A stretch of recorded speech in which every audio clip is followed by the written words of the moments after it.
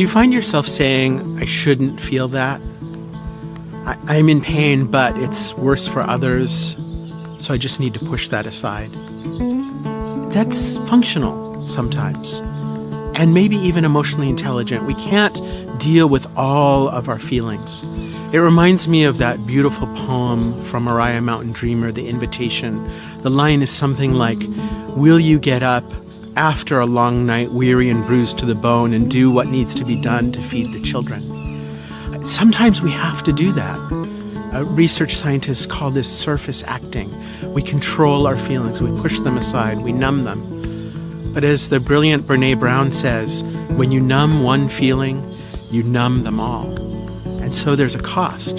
There's a cost that you lose the wisdom of the feelings, and there's a cost of emotional exhaustion. And maybe at this point, you're starting to feel that heaviness, that sense of the impossibility of where we are, maybe even depression, as you've been working and working and working to just push these feelings aside and cope. And maybe it's time to let those feelings in.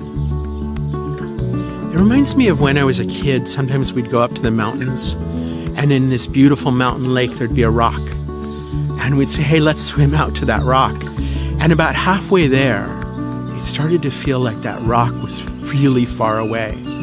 And the cold water made it so hard to breathe, and I didn't know if I could make it. And so at that moment, what I had to do was change.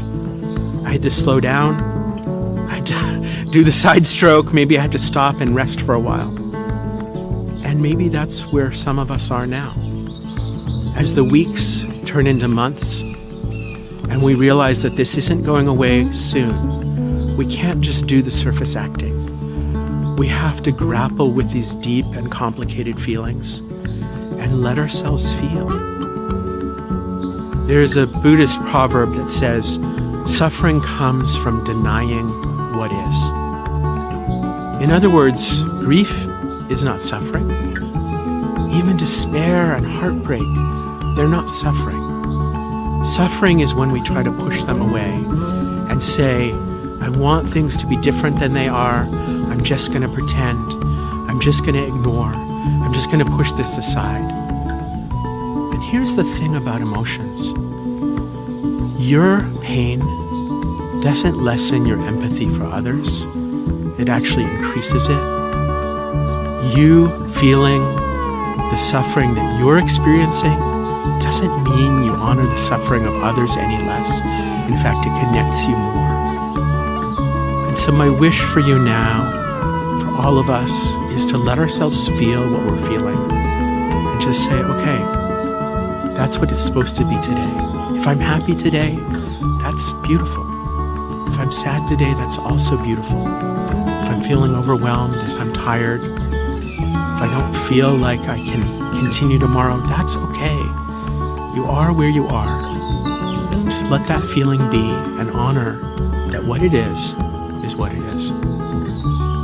I'm curious what you're experiencing now, and if you're letting yourself feel your feelings, what that's doing for you. So tell me in the comments, and if you have a question, I'd like to know, because we'll answer, and we'll make more videos to help you understand your feelings and how to use emotional intelligence in this difficult time.